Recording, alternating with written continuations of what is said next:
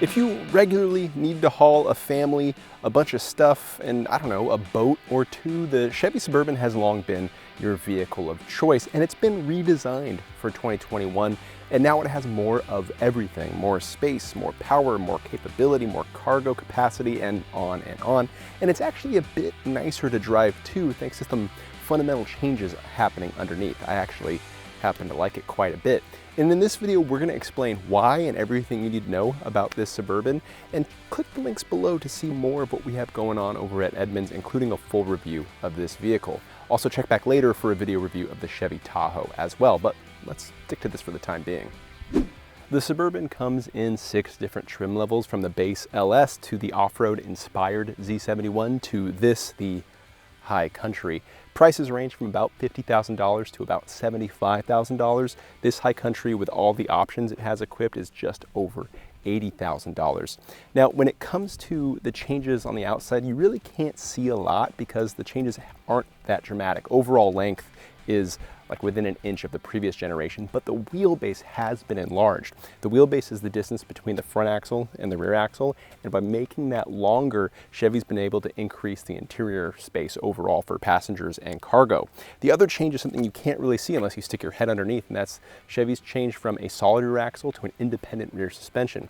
We'll talk about what that is and why it affects the driving experience, but for the time being, just know it's a more compact suspension setup that allows the floor to be a bit lower to also give you more space.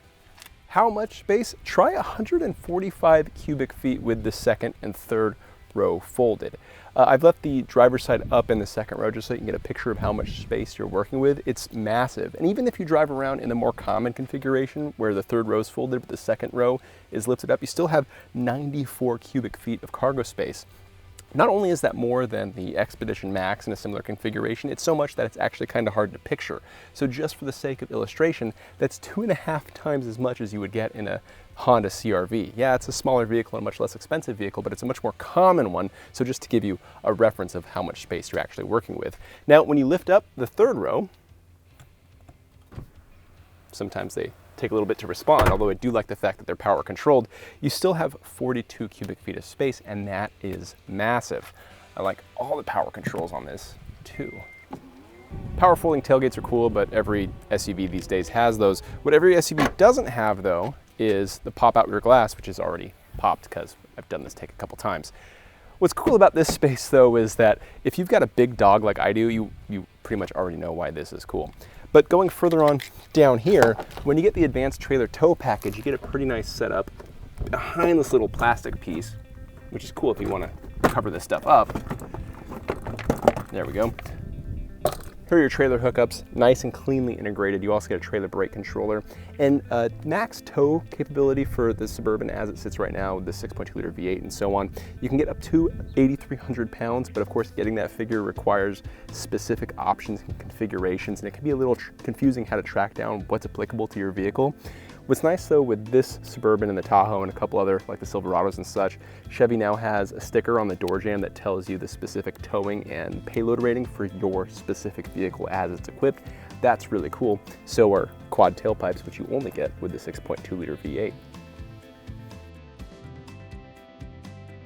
When you get inside the Suburban, there is a lot to look at and a lot to talk about, so brace yourselves, right? The general look and feel of the High Country is quite nice, I gotta say, especially for the money that they're asking for the High Country trim level. I gotta say, I drove a Z71 earlier this week though, and the interior look and feel was just not as nice as this, obviously, but it did cost quite a bit. So I have to say the interior quality and appearance is nicer than what you'd find in a Silverado, but if you're truly looking for that like upscale experience, you have to wait for the Escalade or the GMC Yukon Denali. What we see here though in the High Country is quite nice, and especially with regard to usability. There's again a lot of details to talk about. The first thing you might notice when you hop in is this center infotainment touchscreen display. It's 10 inches and the placement and functionality works really well. It's actually kind of deceiving how big this screen is. You don't really notice that until you use Apple CarPlay or Android Auto, and those screens look really, really nice on this display. Now, both of those phone projection systems work wirelessly or wired. You can use either one. You also have wireless charging down here as well. I got to call out that my colleague Mark Takahashi, when using wireless Apple CarPlay, had a couple audio issues. I didn't experience those, but we got to call them out. Now, to the right of that, you have this little storage cubby here, which is interesting because it's kind of deep, and I was wondering what you could put in there until I put a candy bar in there, and I realized, oh, that's a pretty good place to store candy bars or Skittles or what have you. To the left of that is the shifter, and the shifter design is unique, I think we should state, because looks like it's a push button solution, but it's not. You push park for park, you push neutral for neutral, but if you want drive or reverse, you lift up on those toggle switches. We'll talk more about how that works while we drive it. For the time being, I'll just say it takes a little bit to get used to. Now, directly in front of you, you have analog gauges and then a digital screen in between that's really crisp and easy to read. And then you have a massive head-up display on the high country that's really nice. I wonder if it's too big, but I really like it from the brief time that I've had driving this car. Moving down the center stack, I like the use of buttons and knobs. This is really easy to use, really simple, really intuitive. There's not a lot of fussing around that you got to do with the center stack. Now, when it comes to center console storage, you may sit here and think like, wow, okay, you got, cup holders, and then you've got this storage bin. Is that it? No, that's not it, because this center console can slide back. I gotta say, the first time I saw that, I was kind of blown away, because that's really cool. This isn't gonna be on all Suburbans and Tahoes, but it's optional. I think it's worth getting though, just by looking at it, because not only do you now have this massive area for bags or other stuff, you also have a drawer here you can open up, and then you still have access to this storage area too, which is really large. Not only that, but the back seat passengers, the second row passengers, now have access to these cup holders as well. So a really cool setup, which segues into, where do you put Arnie? Where do you contain Arnie? And there's frankly no shortage of places to put him.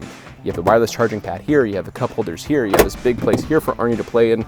You can stow him away there where no one can find him. You've got this massive area here, you've got this place here, you've got these little spots on the side of the transmission tunnel to take him. And not only that, but also on the doors, on both driver and passenger front doors, you have cubbies at the bottom, but you also have this elevated area here for phone storage as well. There's no shortage of places for Arnie to hide in. Also, connectivity. Up front, you have a 12-volt outlet, a USB-C, and then a traditional older style USB port, and that's it for the front seats. As we get to the second row, let's talk about how the second row seat operates. There's a couple of neat things about these seats. One is they can slide forward and back, so you can control the amount of legroom that the second row has, also the amount of space you have available to the third row. When you fold the seats flat, they actually lower a little bit, so that way when you fold the third row, you actually have a flat load floor, and that's really neat. And when they flip up, you have a ton of space to access the third row. These are, of course, the captain's chairs. You can get this with a bench in the second row, but this is what we have for the purposes of reviewing. I'll call out that putting the seat back in place, especially folding it back up, does require a bit of muscle, so just be aware of that. As we hop inside, you'll notice that, of course, there isn't storage here because there's no center console here because this is a wide open pass-through, but there is a ton of space in the second row.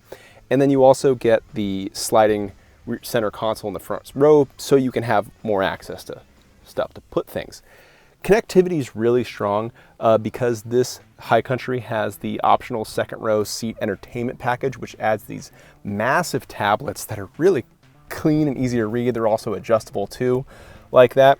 And their inputs are really neat because you have 2 HDMI ports, 2 USB-C ports, and then one 110-volt outlet. That means you can bring in your devices, so your kids can bring their Nintendo Switch, for example, and get their Animal Crossing on while they're in the second row while you guys are going on your road trip. I like that a lot. Just be aware that there's no traditional older style USB ports, so if you have an older phone or device, you'll need to get an adapter of some kind. And also, the rear doors back here have a similar neat storage solution as the front doors, where you have the traditional cubby at the bottom, and you also have another cubby right above that. And take a look at how big that sunroof is. Nice. To show off the third row, I got to get back in there. So I'm going to slide the second row seat back as far as possible and sort of squirm my way back here. Now I'm about 5'10" and 185 pounds, and I have a ton ton of space back here. My knees just barely touch the second row, which is slid all the way back, and I have a ton of headroom here. Chevy's been clever and cut out a bunch of space in the roof so taller folk can sit back here. And the seats, they're not fantastic, but they're workable. Now, in terms of interior storage in the third row, I've got space for Arnie, very important, smaller cup holder right here, and then a USB-C port right there, and that's the same on both sides. This is a pretty large space back here for a full-size adult. Although you'd probably put kids back here, it's nice to know you have this option to transport, larger people should you have the need. And when it comes to getting out, you don't need to wait for mom. You got a button that'll drop the seat and lift it up. How cool is that? When it comes to engines and transmissions, the Suburban is, no surprise, very similar to the Chevy Silverado. The top dog is the 6.2 liter V8 that you can only get in the high country. It's got 420 horsepower, and you can only get it in the high country for reasons. It's the one I want in every other trim level, but hey, it is what it is. That's got a 10-speed automatic like every other engine that you can get with the Suburban. Speaking of, the Suburban will come with a 3-liter turbo diesel straight 6. That'll be available later. Chevy says Q4 of 2020. And that'll be nice because it's got a ton of torque. I want to say like 460 pound-feet. And it also means it'll have a higher tow rating most likely, and you won't have to stop that often for fuel. You get a ton of range out of a tank of diesel, which is really neat. Now, most Suburbans will be powered by a 5.3-liter V8. That'll be the most common engine because it's in most trim levels. That has 355 horsepower, and though adequate, it's not as fun to brag about because the twin turbo V6 and the Ford Expedition does make more power, though I think most people get along just fine with that V8. As for fuel economy, the 5.3-liter V8 has 18 mpg combined from the EPA. The 6.2 has 17 mpg combined, and adding four-wheel drive to either engine drops your average combined mpg by 1. Can't believe I remembered all that.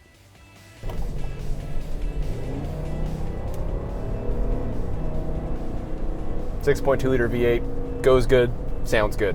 So when we talk about driving the Chevy Suburban, there's no getting around the sheer size of this thing. This is a massive vehicle, and you're never going to be able to hide that. But what you can do is you can make a vehicle this big easy enough to drive, manageable enough to drive through city streets, like Los Angeles, for example, where I've been driving this for a while.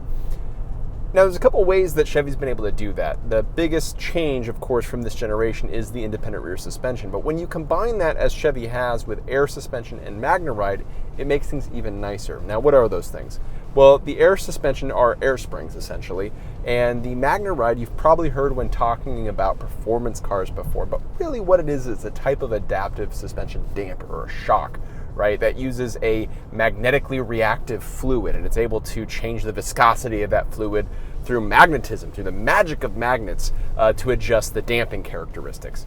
Now, that's a really long-winded way of saying it's an adaptive damper that reacts really quickly. And combined with an air spring, you have a suspension that's able to read road conditions and adjust based on the speed that you're going and the type of driving that you're kind of driving, right? If that makes sense. So the air suspension is able of lowering a couple inches at freeway speeds to help with fuel economy or when you're parked to make it easier to get in and out. And it's also able to rise up when you have it in like four-wheel drive low with the four-wheel drive models to give you additional ground clearance. That air suspension is also capable of adjusting for load leveling, so it can always make sure that the vehicle is riding flat, whether you're towing or you've got load distributed inside. It's all really nice stuff. Now, on top of that, Chevy's dialed in some really nice steering into this Suburban. I drove this high country and I drove a Z71, and I was actually pretty impressed by the steering assistance, the resistance, and the feedback coming from the rest of the car. It makes a vehicle, again, of this size, really easy to place within its lane. That's all nice stuff.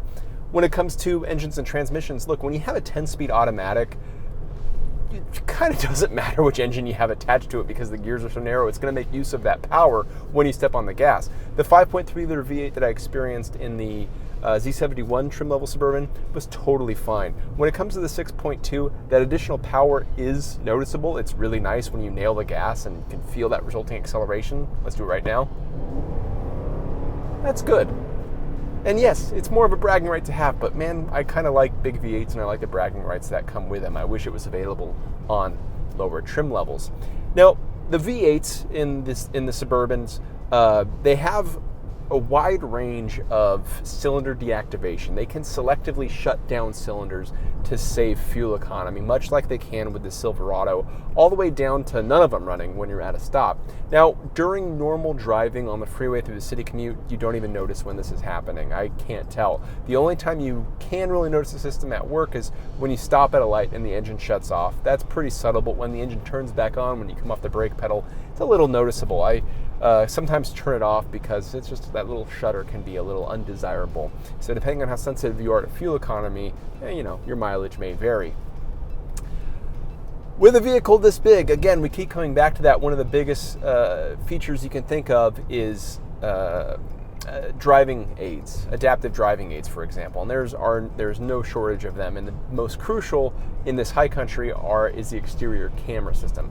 It's extremely extensive. There's multiple angles that show you basically every side and view of this vehicle that you would want to see when navigating in and out of a parking spot like your garage or when you're parallel parking. It really takes the guesswork out of that, and that's important because from my seating position, which is low, admittedly, I like sitting low, that helps me take care of my blind spots. You can almost drive this thing at low speeds through a parking lot. Almost drive this thing with low speeds, just relying on the camera system. In fact, when we've been setting up some of these exterior shots that you'll see, I was positioning it basically just using the cameras, and that's really helpful, again, with a vehicle of this size.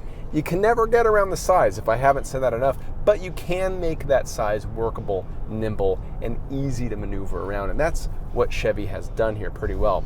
So let's talk about ride quality, because this is a heavy vehicle, a very heavy vehicle. And it's still built on a truck platform, let's say, even though it's a really advanced one with the rear suspension the way it is. So when it comes to ride quality, what is that air suspension doing? What are those dampers doing to quell it? Well, you do get a sense of road texture. You do feel a little bit of that constant low frequency rumble from the road. I happen to like the amount of information it's presented to you, but if you do want a completely isolated ride, you're not going to get that here, and I think physics won't allow you to get that here. And I think that actually ties back into the overall control that I sense when I drive this thing, where this is a vehicle that's really easy to keep positioned in its lane, and it's really easy to maneuver despite its size and how much it weighs. The same thing goes with the brake pedal. Really progressive in its feedback and really easy to modulate, even in bonkers LA traffic where you have to drive nose to tail just to commute successfully.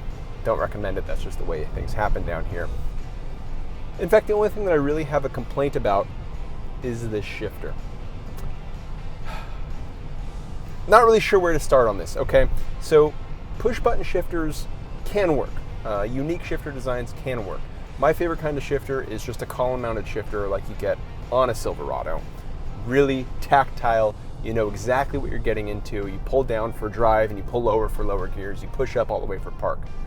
With here, it's different, that's to be sure, because you're pressing buttons for park and neutral and you're pulling up for drive and reverse. Yet there's no texture difference on the upshift and downshift buttons, so you do have to refer to them when you want to downshift and upshift gears manually, like when you're going down a grade. And when you're pulling a 3-point turn, you have to pay closer attention. Let's show you what that looks like. Okay, so what we're going to do now is demonstrate why I have some challenges with this shifter. And the way we're going to do that is we're going to make a 3-point turn on a narrow road, an intentionally narrow road, to simulate what that's like when you have to do it when traffic is coming at you. It's not great. So I'm going to give that a try as soon as traffic is not nearby. Did not mean to rhyme there. So I got to place my hand in this position to make sure that I have the right kind of leverage over the buttons. Turn in, grab reverse, back up. Seat vibrates when I'm getting near an obstacle. And that works. And it works because I've practiced at it a few times. I found that if I place my hand like this, where my ring finger is underneath drive and my index finger is underneath reverse, I can make it work. Now, make it work is different than what I'd prefer it to be, and that's just a console mounted shifter or steering column mounted shifter that's more natural to me. So just be aware that that shifter is going to take some getting used to.